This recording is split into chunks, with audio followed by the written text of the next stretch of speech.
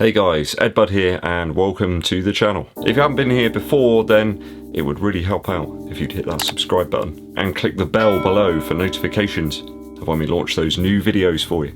If you're into running shoes and general strangeness, then this is the place for you. Loads of you really enjoyed my Adidas 6 versus the rest video, so I've decided to do a second part for you. There were loads of suggestions for other comparisons, so here they come.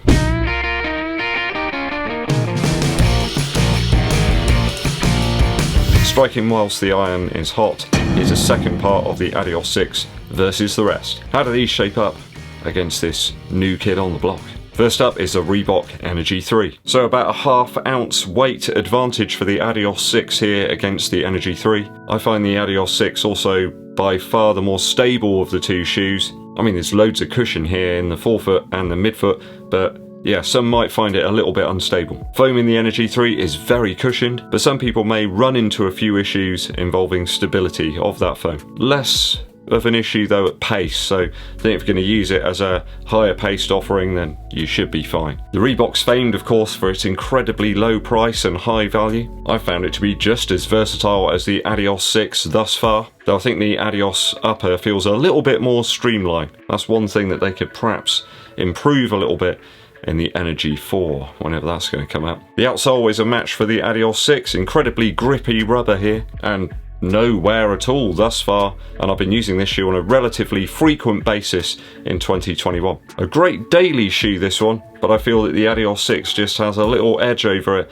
in terms that you could use it for racing. I'm not entirely sure I'd wear this for a race, but a fantastic daily value shoe. Next up is the HOKA Oneoni Rocket X. So this shoe comes in a little more expensive than the Adidas 6. I think it retails at around about 140 earth credits. Very light though and propulsive. It's just over an ounce lighter than the Adidas 6 in the same size. The same old misgivings here though for the HOKA upper. It's just simply too generous in terms of the materials, and I have to cinch the laces up really tight and it just looks really weird. But in fairness, I don't think there's a huge difference in terms of the midsole feel. Yes, you've got a carbon plate here which does set it apart a little bit from the Adidas 6, and we have a lower drop but strangely similar feel. Not everybody enjoyed this shoe when they picked it up, but I kind of liked it. It was just the upper that kept moving around, I guess, and giving a little bit whenever I used to wear it, so that was the major downfall. A good alternative though to the Zoom Fly series from Nike. I think outsole wise, hands down, the Adidas 6 is better, just offers far better traction to me. And of course a higher price for the HOKA, a more niche offering. I think the Adidas 6 is perhaps a little bit more versatile. You might be able to pick it up and utilize it on a more frequent basis than this one. I don't think you'd want to wear this on a daily sort of frequency. A more rotation type shoe, where the Adidas is more of a do-it-all kind of shoe.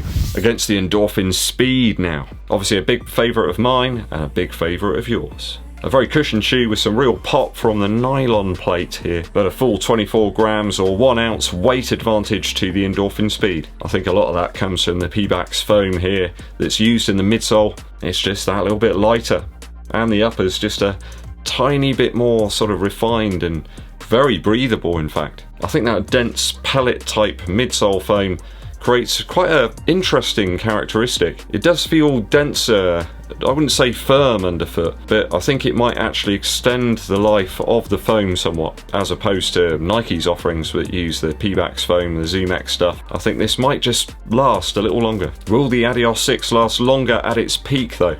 I found that nylon plate started to give out around about 100 miles. It just felt very flexible then, maybe leaving you with something that feels a little bit more like the Freedom 4, I suppose. And wet weather seemed to really influence this shoe's durability. I had all sorts of weird squeaking and it never felt quite the same after I took it out in a storm. Now you might say that's a ridiculous thing to do, Ed, why did you? But you know, surely a running shoe should hold up to that. I think perhaps the Adidas 6 has got a slightly more simple construction and might hold up better over time. The Speed's considerably more expensive though than the Adidas 6, around about 45 earth credits extra. Although you can't deny it is a fantastic shoe and I have very wonderful memories of running in it. It does make you wonder about shoe pricing though, doesn't it? If Adidas can afford to sell the Adidas 6 at that much lower price, is the Speed really worth that amount? The ENDORPHIN Pro, the Alpha Fly, is it really worth that? I mean, it's some plastic foam and rubber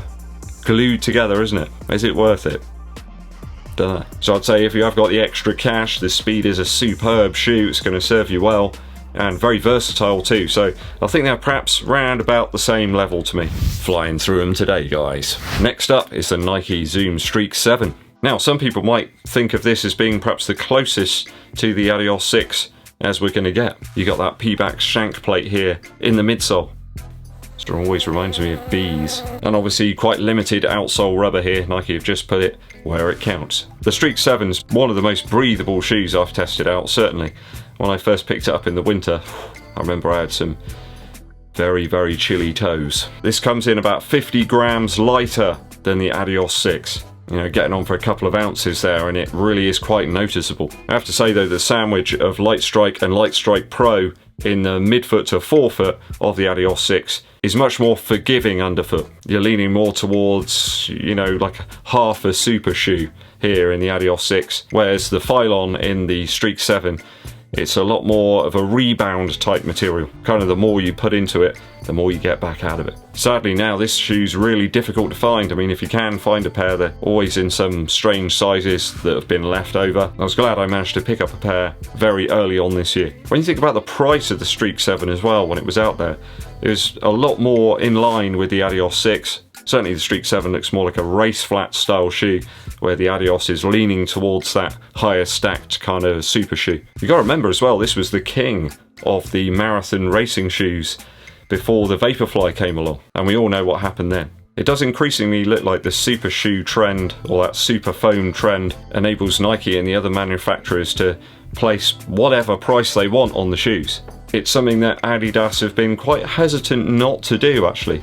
When you even look at the Adios Pro, still around $170, it's pretty much cheaper than every single other manufacturer's super shoe. Just think that the Adios 6 is a little more versatile than this one. You'd want to use this on your tempo days, threshold efforts and stuff. Maybe some long runs, but I don't think you'd want to use it on a daily basis. Maybe some people do. If you do, let me know. So last up is the SL20. I would hold it up on the screen, but I can't find them right now. I'm sure they're around here somewhere. Maybe I've hidden them somewhere. I can't quite remember.